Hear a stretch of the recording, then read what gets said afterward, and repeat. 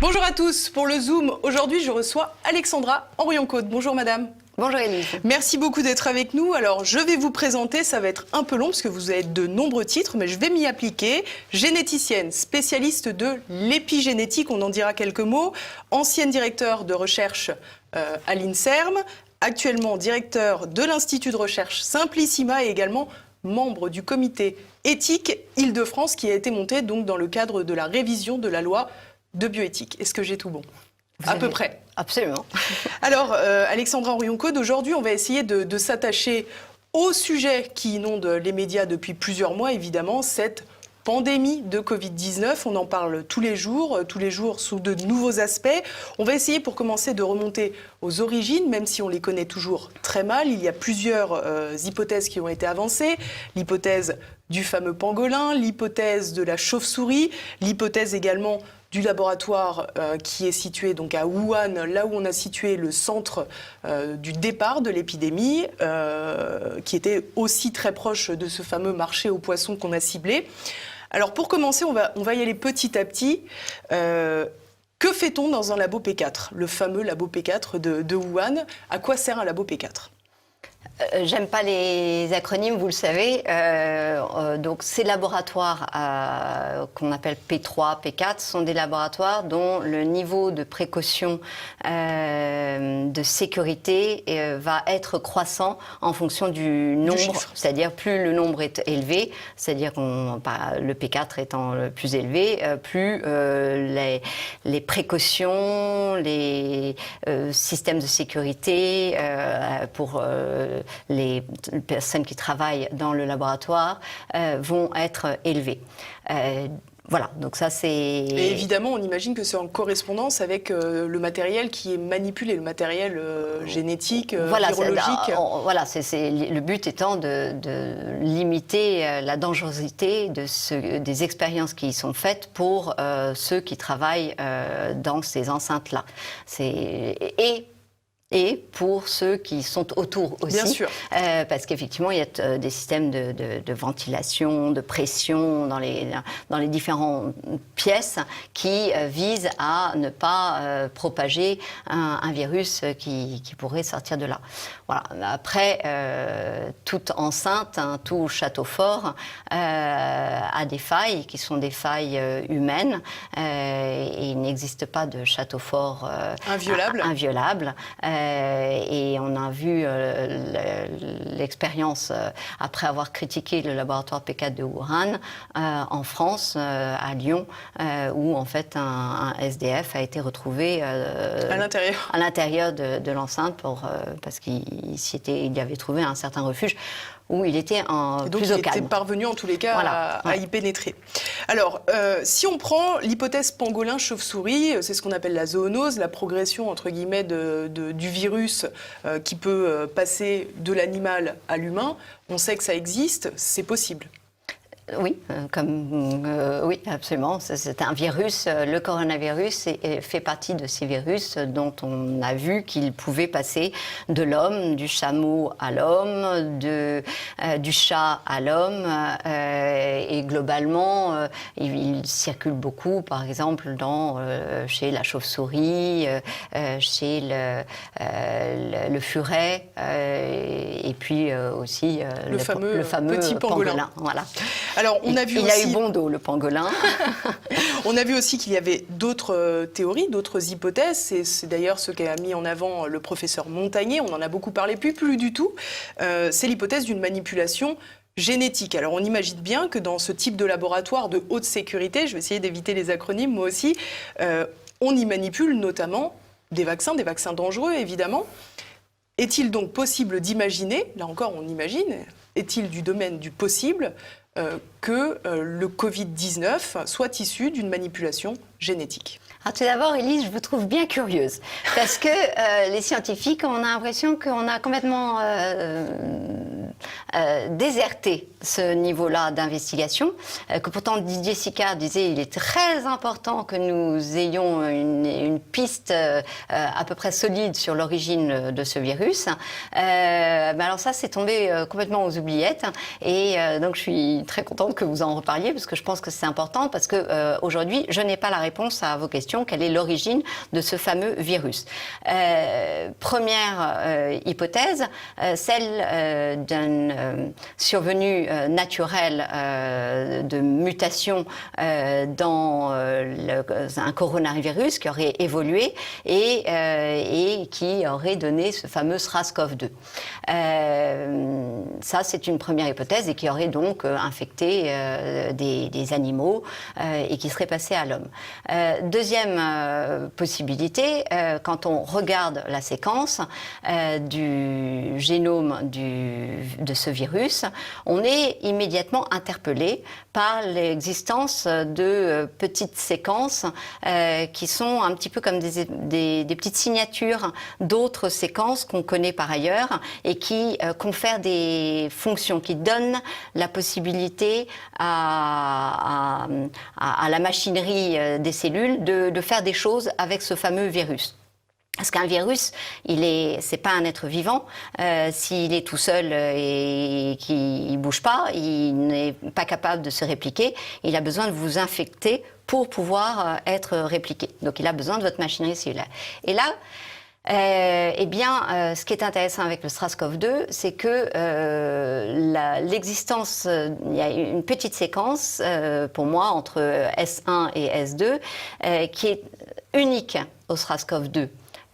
Dans l'alignement qui peut être fait sur tous les coronavirus dans toutes les espèces animales et humaines donc on pourrait se dire c'est arrivé par hasard, c'est un nouveau virus.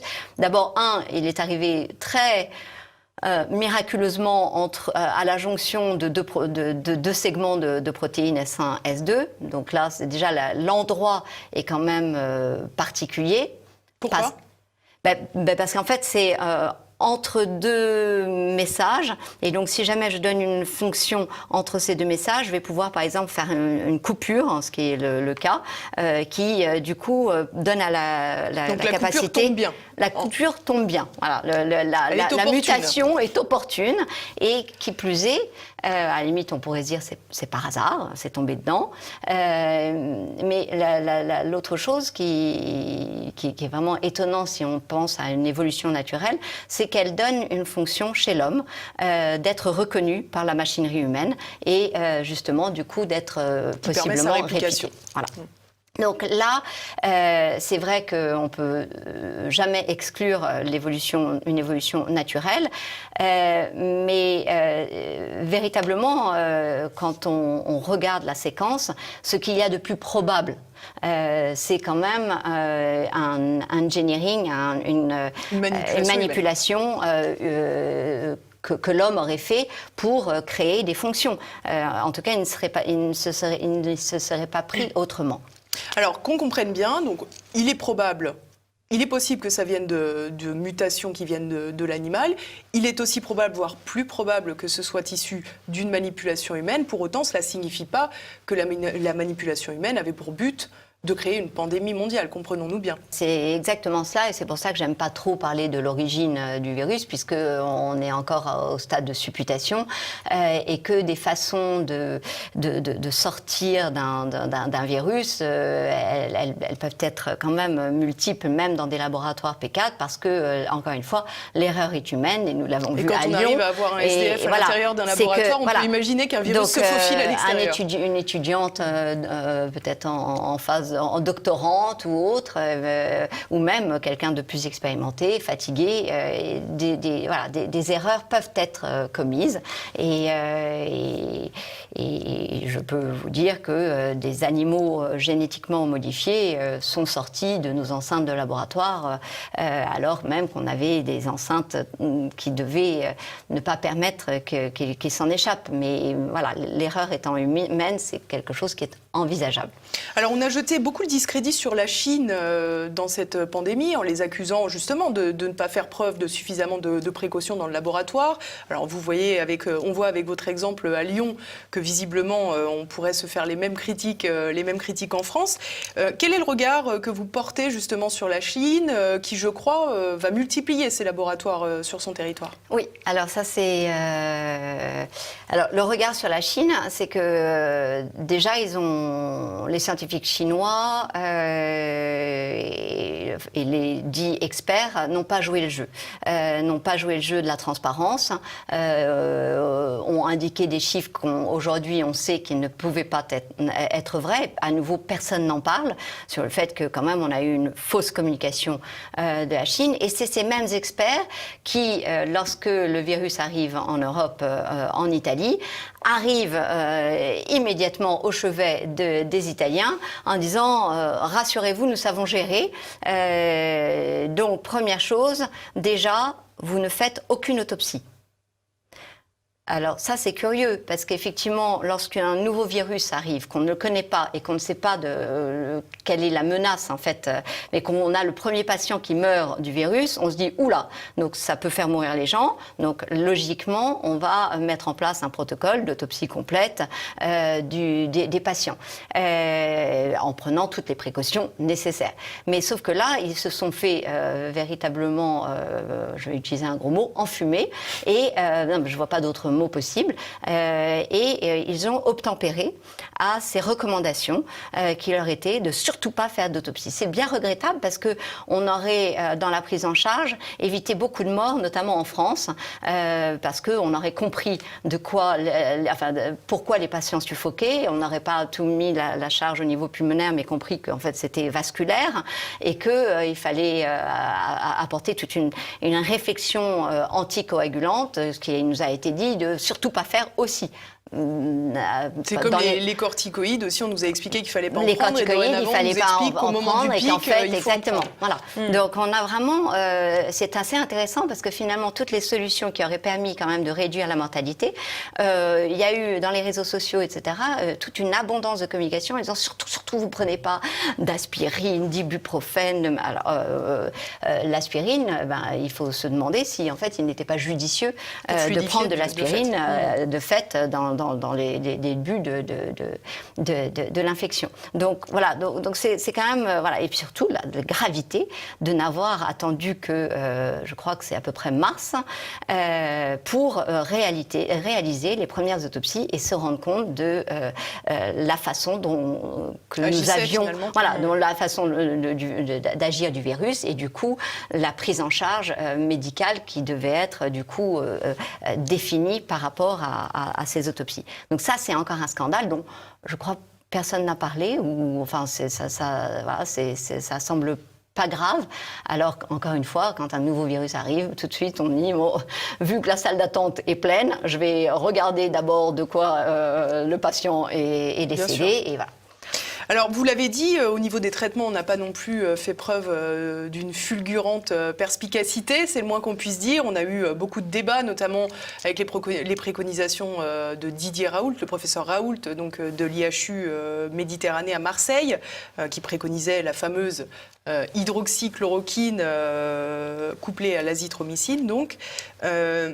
Mais on a très peu parlé, finalement, on a parlé des facteurs de comorbidité pour les gens qui mouraient du Covid-19, mais on a très peu parlé finalement de la nécessité d'avoir une bonne hygiène de vie, d'être en bonne santé. Ça tombe pourtant sous le sens, mais les défenses immunitaires, de fait, fonctionnent mieux quand on est en bonne santé à la base. Ouais.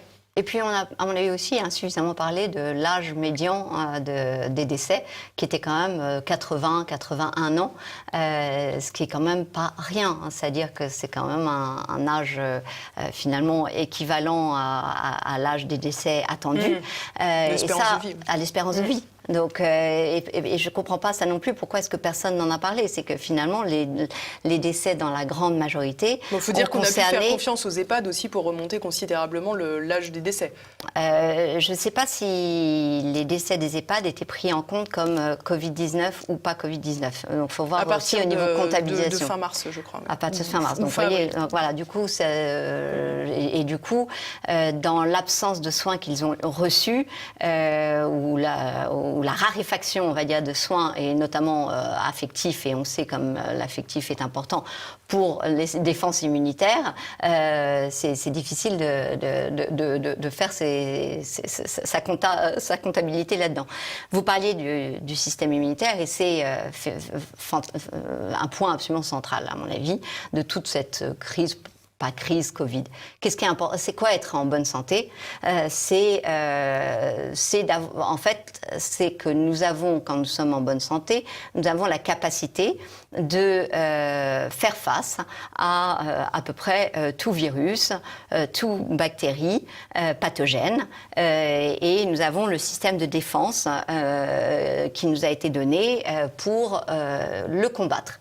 Et ce système immunitaire, c'est finalement un capital santé qui nous est propre. Et donc, et qui s'entretient. Et qui s'entretient en faisant du sport, hein, donc en évitant d'être confiné pendant 2 mois, en ayant une bonne aération, une bonne oxygénation, c'est-à-dire en évitant de mettre des masques, en ayant une bonne alimentation, c'est-à-dire en ayant la liberté de sortir, acheter tout ce dont on a besoin là où il le faut, pour avoir la diversité alimentaire qu'il nous faut. Vous voyez déjà ce que je viens d'énumérer, sur 3 points, c'est à peu près le contraire. On a le contraire, et donc on est là en définition même d'être en diminution du système immunitaire. Autre chose qui diminue fortement le système immunitaire, le stress. Plus, si je vous mets à nouveau en quarantaine dans une chambre de ce studio et que je vous fais peur à longueur de temps et qu'après je vous sors de ce studio, je vous garantis que votre système immunitaire a été affaibli et que vous risquez de tomber malade, non pas parce que vous étiez avec un facteur de comorbidité, mais véritablement parce que vous avez affaibli vos chances de combattre normalement le virus ou la bactérie. Et puis l'autre aspect, c'est que ces virus et bactéries peuvent venir de l'extérieur, mais ils viennent souvent aussi de nous-mêmes. C'est-à-dire qu'en fait, on crée des déséquilibres dans notre flore bactérienne ou virale qui font que, en fait, tout d'un coup, on va devenir malade.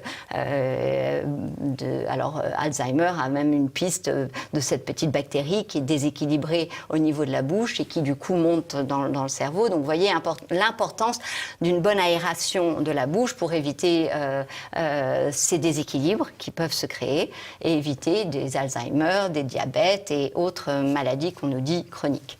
Alors, je comprends ce que vous m'expliquez, mais on a l'impression que tout cela, c'est dans le monde idéal, avant crise, que finalement, tout ça, c'est de la prévention, mais que quand on est un peu au pied du mur, il y a quand même des moyens de protection à mettre en place. Et je pense évidemment au masque. Si on n'est pas évidemment obligé de courir avec un masque comme on peut le voir parfois dans la rue. Ou de conduire avec un masque. Ou de conduire avec un masque quand on est tout seul dans sa voiture.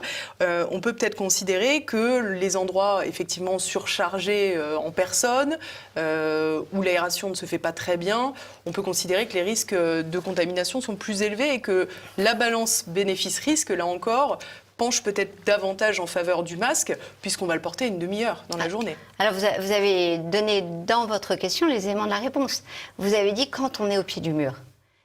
Alors, je vous pose la question, Élise, est-ce que vous pensez qu'aujourd'hui, nous sommes au pied du mur ?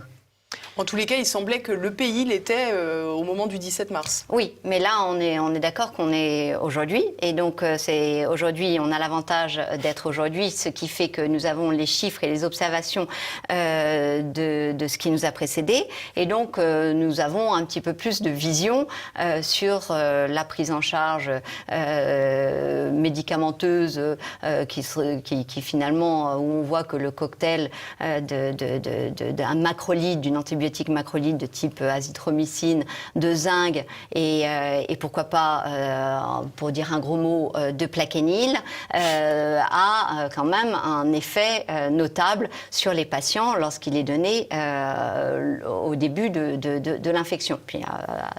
Donc, aujourd'hui, ça veut dire quoi? Ça veut dire qu'on sait quand même globalement traiter les cas de Covid. Deuxièmement, qu'il y a une raréfaction des cas de Covid, même si par les tests, on en diagnostique de plus en plus. Il faut pas faire l'erreur de penser que nous sommes toujours dans une épidémie. Si vous regardez ces courbes et ces dynamiques que je vous montre et qui sont vraiment très intéressantes, elles nous donnent justement cette dynamique et cette évolution. Qu'est-ce qu'elles représentent? Elles représentent le temps de doublement de morts. C'est-à-dire combien de temps il va me falloir pour que je double le nombre de morts. Alors ça va être 5 jours, 4 jours, 5 jours, 6 jours, et c'est de plus en plus espacé. On s'aperçoit de quoi que, vous voyez que tous les pays, la plupart des pays, en tout cas européens, ont l'épidémie a cessé. Donc vous voyez cette chute verticale nette qui montre que l'épidémie a cessé. Autre point intéressant, c'est que vous remarquez aussi que la pente est en train de diminuer. C'est-à-dire que dans les pays où le Covid sévit encore, comme l'Inde, le Brésil, eh bien, la pente est en train de diminuer. Ça veut dire qu'il faut de plus en plus de temps pour avoir un doublement des morts. Ça veut dire que le virus est en train, au niveau mondial, de perdre aussi en force. Donc dans nos pays, il n'y a plus. Dans certains pays, il y a encore, mais visiblement, on n'est plus sur les mêmes épisodes que précédemment, et en mort confirmée. Alors, est-ce que c'est parce que le virus perd en force, ou est-ce que c'est parce que nous savons traiter le Covid? Je n'ai pas la réponse à cette question. Ou est-ce qu'il a cette fameuse saisonnalité? Ou est-ce qu'il a cette fameuse... alors, saisonnalité, je n'ai pas vu. C'est peut-être pas le mot adéquat. Voilà, pour moi, saisonnalité, je l'ai entendu dans les médias. Je me suis dit, mais d'où est-ce que ça sort? Parce que ce qui a été montré, c'est depuis le début, par des différents articles et différentes méthodologies, donc c'est de façon intéressante, pour une fois consensuelle, c'est qu'il y avait un effet de la température sur la phase le début de l'infection du virus dans une population. Autrement dit, on a là une explication au fait que dans l'hémisphère sud, globalement, alors qu'on était en plein été, finalement, quand l'infection est arrivée, donc avec des températures très élevées, eh bien, le virus a occasionné beaucoup moins de morts. Et ce n'est pas le système hospitalier, ce n'est pas... mais c'est véritablement l'effet température dont l'Australie, la Nouvelle-Zélande, certains pays les îles Maurice, la Réunion, ont bénéficié. Après, à Mayotte, il s'est passé quelque chose d'intéressant. Ils ont confiné. Alors ça, c'est très intéressant parce que du coup, ça a créé beaucoup plus de morts qu'il n'y aurait dû en avoir. Pourquoi? Parce que lorsque vous êtes confiné sous une tôle ondulée dans une case et que vous n'avez plus le droit de sortir, bien effectivement, là, vous diminuez fortement vos résistances et votre... Confiné en sauna, oui. Oui, confiné en sauna, ça n'a jamais été bon. Donc c'est un mode de vie où on est habitué à sortir. Ça m'amène à quoi? Ça m'amène au fait que sur cette gestion de crise, je ne comprends pas d'abord pourquoi on en fait autant alors qu'on peut raisonnablement se mettre à douter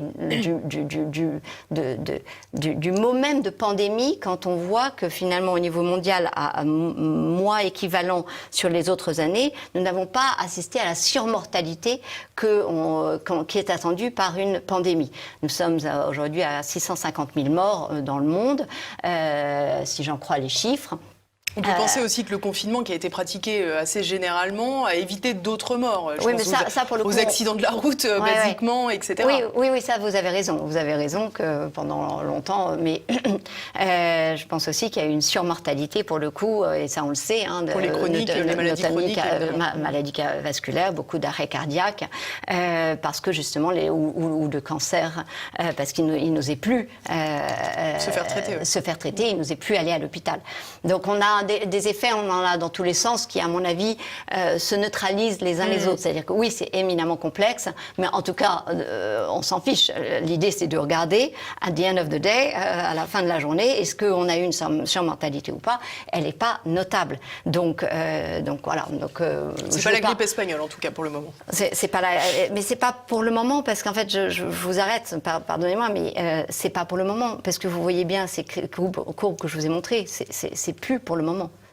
On arrête. Alors quand on est en train de nous dire, il y a des scientifiques qui disent qu'il va y avoir une deuxième vague. Alors moi j'aimerais bien les confronter sur ce plateau ou sur n'importe quel autre plateau, ces scientifiques, parce qu'une deuxième vague qui suit une première vague d'une épidémie qui a la forme d'une cloche. Et qui fait une deuxième cloche dans la foulée, personnellement, je n'en ai pas rencontré. J'ai cherché, je n'en connais pas. Je ne dis pas que ça ne peut pas exister, mais vraiment, j'ai cherché beaucoup. Donc, en fait, ce qui existe en revanche, c'est qu'à des temps espacés, il puisse arriver d'avoir une autre petite courbe. Et en général, ces courbes-là sont des courbes bien moins importantes que précédemment et beaucoup plus limitées en géographie que les premières courbes. Donc, il faut arrêter avec cette idée de deuxième vague. Et donc, ce qui veut dire que quelle est l'indication, face à tout ce que je vous ai dit, de mettre un masque à une population qui a déjà eu son système immunitaire affaibli pour les raisons que je vous ai citées, notamment de ne pas finalement rencontrer d'autres personnes, donc finalement d'avoir cette espèce d'échange permanent qu'on a de nos bactéries, de nos virus, etc., qui est un flux naturel, qui est un flux même vital. On le voit chez le petit enfant qui, dès sa naissance, par les voies basses, il va se prendre une explosion, une bombe littérale. Bactériologique. Il a une attaque bactériologique.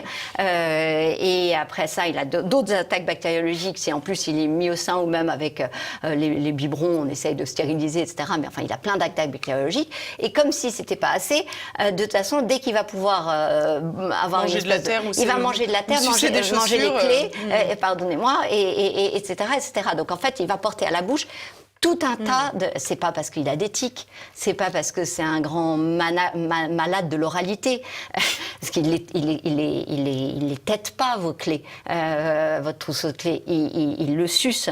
Donc on voit bien là qu'il s'expose. Alors je ne dis pas donner des clés dégoûtantes à tous vos petits bébés, mais on voit bien quand même qu'on a ce besoin. Et la personne âgée, de la même façon, elle a ce besoin.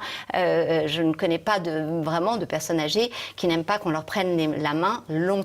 Je ne sais pas, alors j'imagine qu'il se passe quand même beaucoup de choses par le toucher, mais je pense qu'il y a aussi cette espèce d'échange dont ils ont besoin.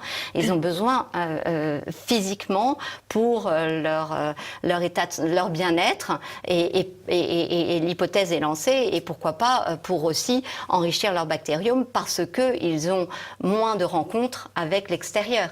Donc voilà, c'est assez paradoxal parce que c'est au moment où on découvre toutes les merveilles du fait que vous êtes plus de bactéries que de cellules humaines et l'importance de cette richesse qui est votre, on dit microbiome, c'est l'ensemble de toutes vos petites bestioles, et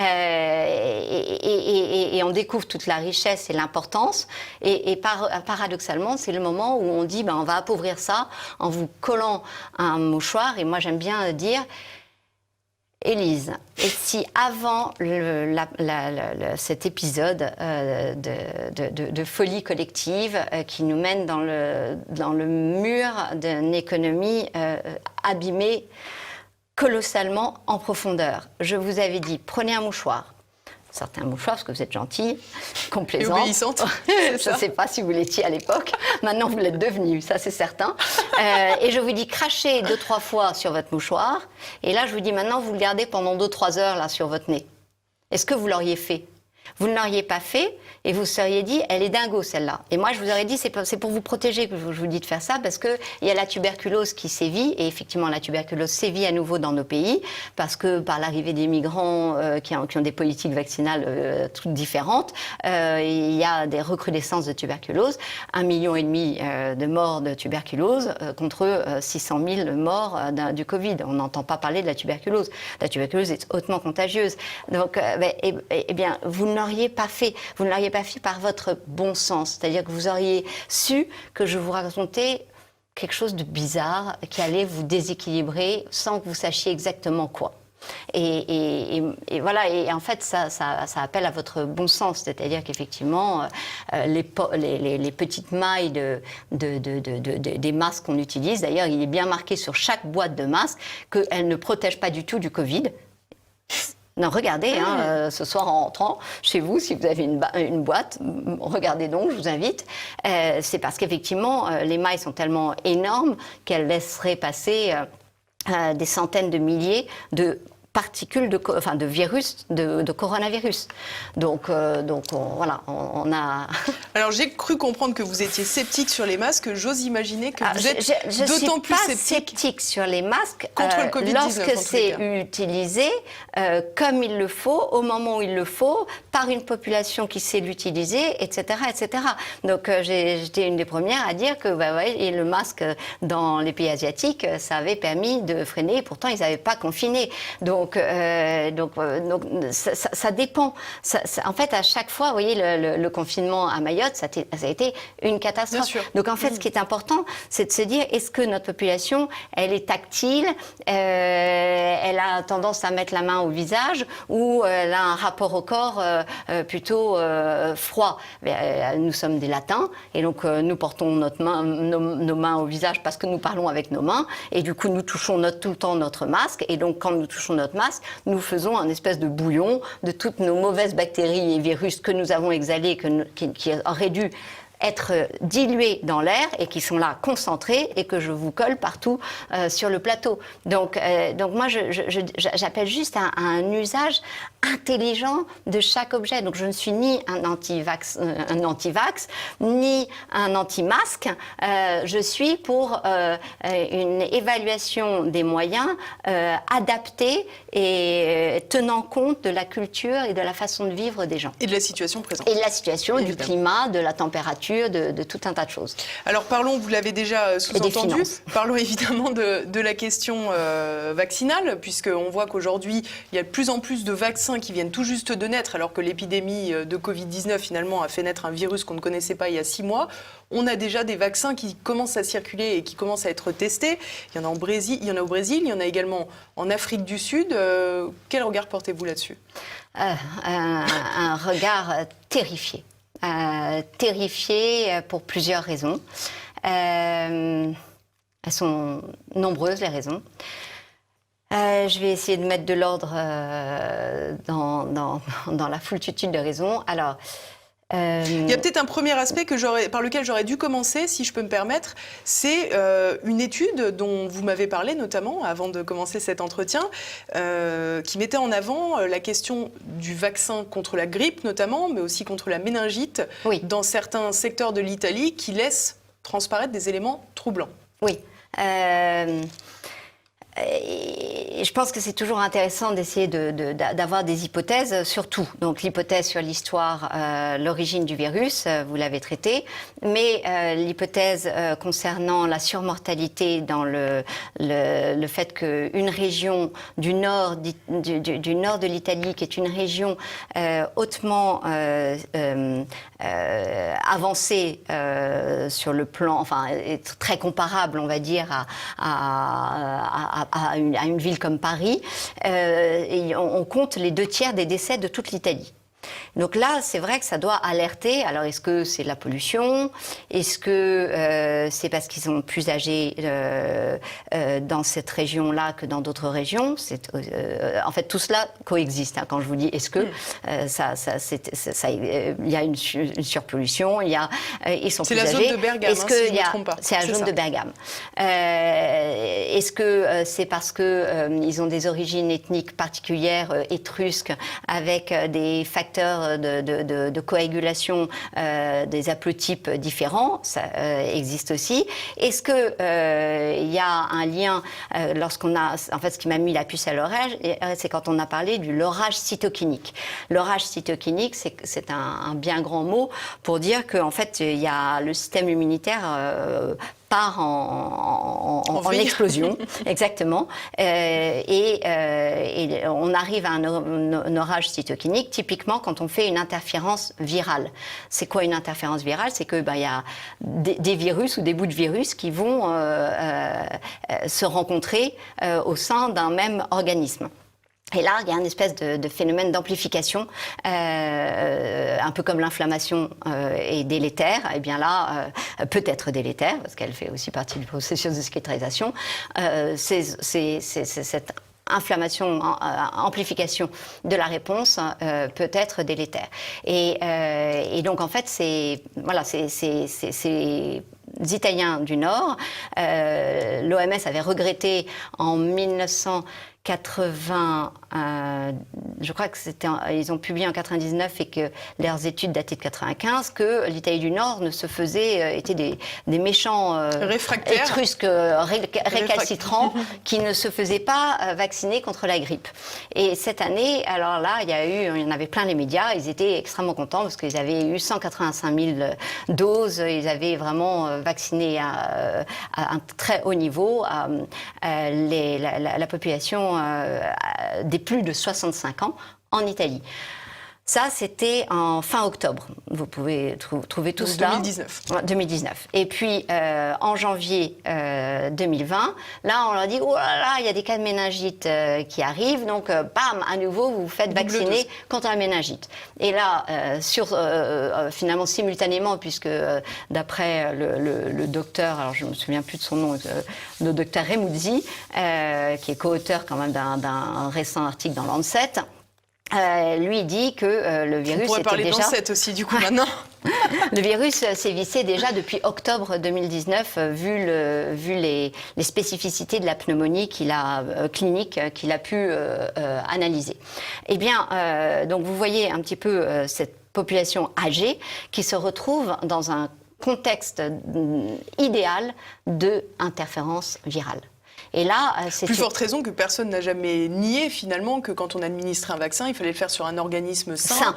En bonne santé, exactement, même si on a tendance à l'oublier. Ou de la même façon, lorsque vous avez été vacciné, il est important que vous ne rencontriez pas un virus dans la foulée parce que vous avez ce même phénomène qui peut survenir. Et il y a cette étude donc, dont vous parlez, qui est effectivement très intéressante, de l'armée américaine, qui a repris plusieurs milliers de patients non vaccinés et vaccinés, et qui a regardé finalement la survenue d'infections respiratoires autres que la grippe. Moralité, lorsqu'on regarde ces études, on doit au minimum discuter sans plus attendre de l'indication qu'il y a à vacciner notre population âgée cette année, où on sait que le Covid circule encore, même si l'épidémie dans son cycle est terminé, le virus circule encore, parce que sinon on a une chance, d'après ces études, d'augmenter 1,5 à 2 fois la possibilité d'avoir certaines infections respiratoires, et notamment véhiculées par le coronavirus. Donc, vous voyez, ça fait partie de ces choses que j'aimerais voir discuter. Parce que, évidemment, personne n'a la solution, ni moi, ni personne. Mais au minimum, on doit en discuter pour rapporter peut-être des éléments de la littérature que les uns ou les autres, auxquels les uns et les autres sont confrontés. Donc, cette année, effectivement, il est important de questionner. Après, le vaccin contre le Covid même, vous le voyez bien, c'est une aberration que de développer dans une urgence absolue un vaccin contre un virus en moins de 6 mois, parce qu'en vérité, on est sur du moins de 6 mois, sans être certain de ne connaître aucun des effets secondaires potentiels assortis à ce vaccin. Est-ce qu'il y a la possibilité qu'il y ait des effets secondaires à un vaccin ? La réponse est oui, il y en a toujours. C'est d'ailleurs pour ça que vous avez une réponse vaccinale, immunitaire. Il y en a toujours. Donc, il ne faut pas dire que c'est neutre sur un organisme. C'est pas le but, d'ailleurs. C'est pas le but. Et d'ailleurs, ça ne le fait pas. D'ailleurs, certaines fois, vous avez de la fièvre. Certaines fois, vous allez avoir des nausées, des vomissements, des crises d'épilepsie.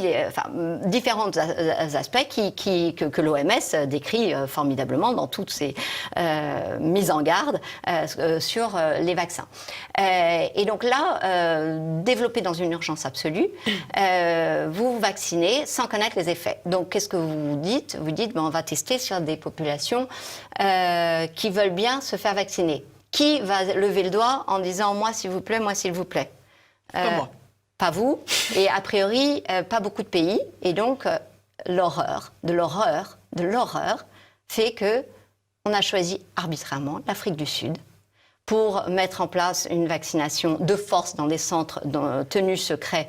Et donc, il y a des mouvements d'étudiants qui s'insurgent, mais qui sont évidemment réprimés, pour dire, mais pour dénoncer le fait qu'ils sont véritablement utilisés comme des cobayes. Et il n'y a pas d'autre façon de traiter l'affaire, puisque, effectivement, on ne connaît pas l'historique sur ce vaccin. Alors, l'habillage est de dire, on va sauver, justement, pour une fois, on va leur donner accès en priorité à la science occidentale. Alors là, c'est d'une hypocrisie qui me fait vomir, pardonnez-moi, mais c'est épouvantable. C'est d'un cynisme mercantile effroyable, et je retiens mes mots, parce qu'effectivement, voilà, je me sens un de ces Sud-Africains à qui j'ai rien demandé et on est en train de me faire ça. Qu'est-ce qui se passe en Afrique du Sud?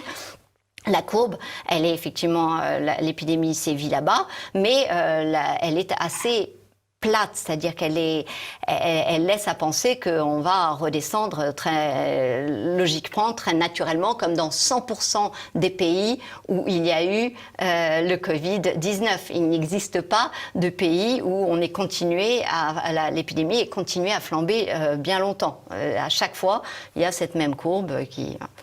Donc voilà, vous voyez, ça c'est un premier niveau de danger. Le deuxième, comme le Covid a sévi d'une façon aussi à circuler chez les patients sans créer véritablement de symptômes, c'est-à-dire ce fameux asymptomatique, ce qui veut dire que globalement j'ai pas trop l'air malade, eh bien... pas de souci, vous pouvez me tousser dessus. Non, je me permettrai pas. Mais j'ai pas le Covid. Non, je crois pas. Mais, par rapport à la fameuse, je suis en bonne santé. Non, mais voilà. On va faire des soirées pyjama tous. Exactement, pyjama party.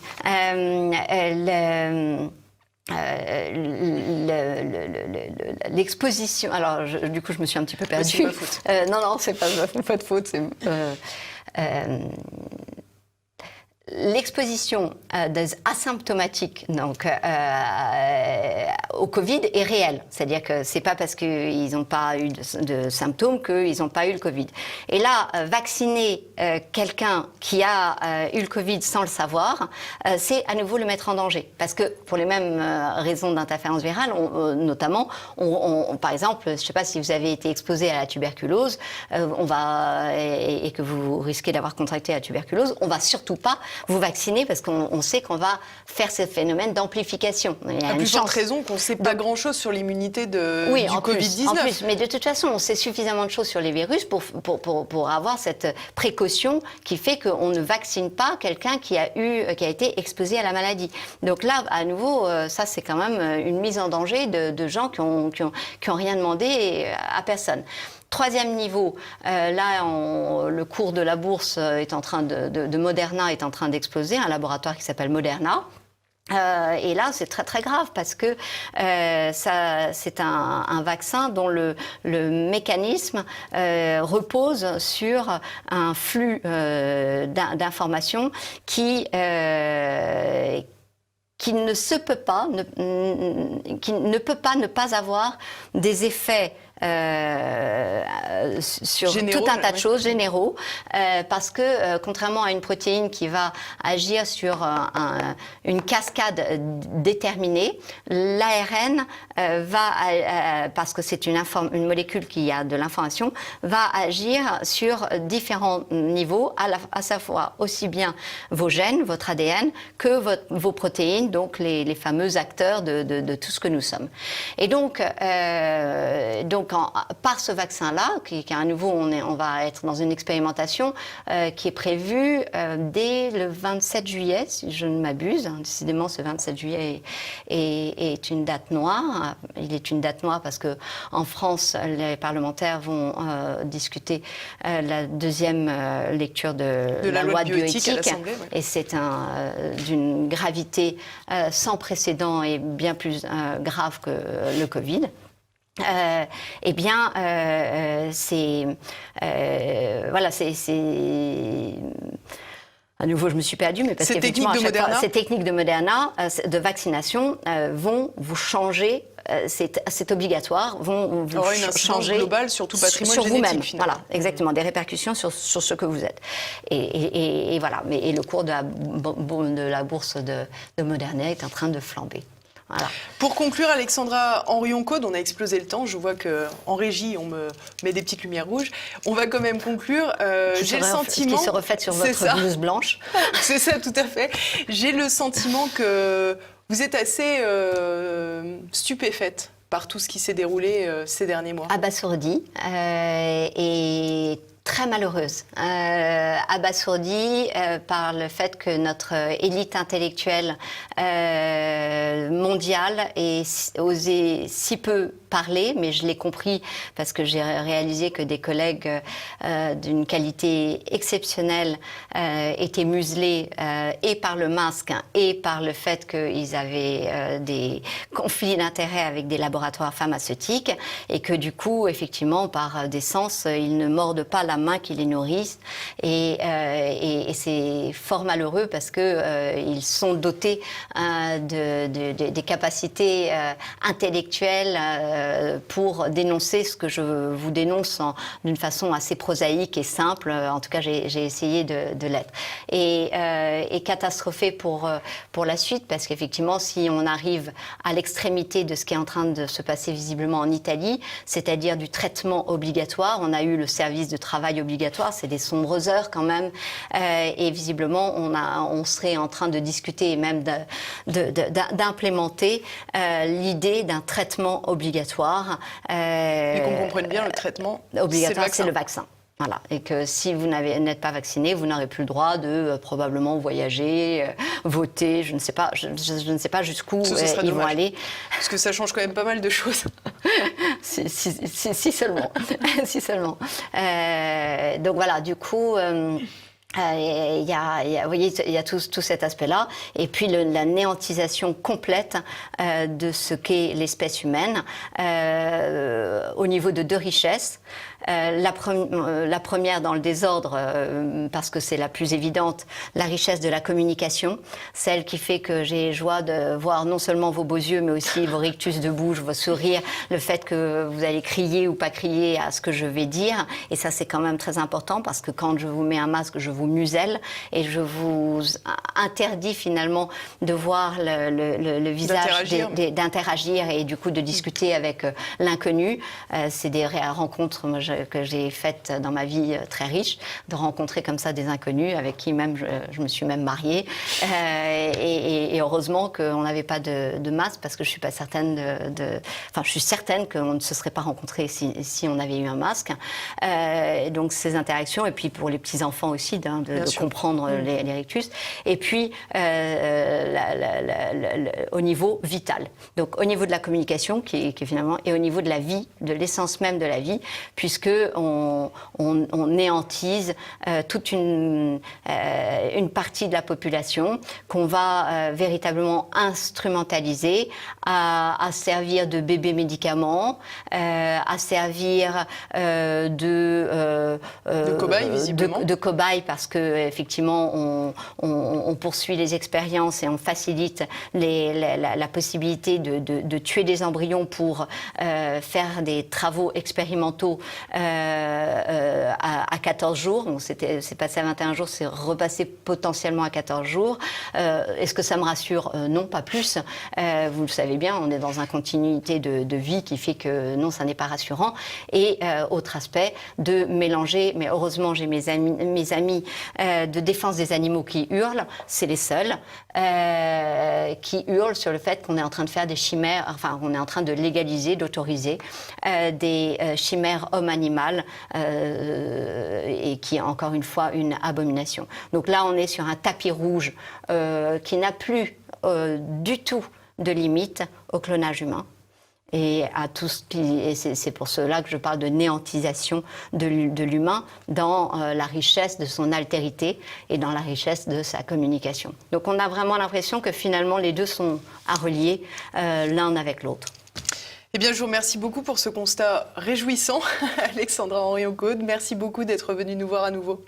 Merci à vous.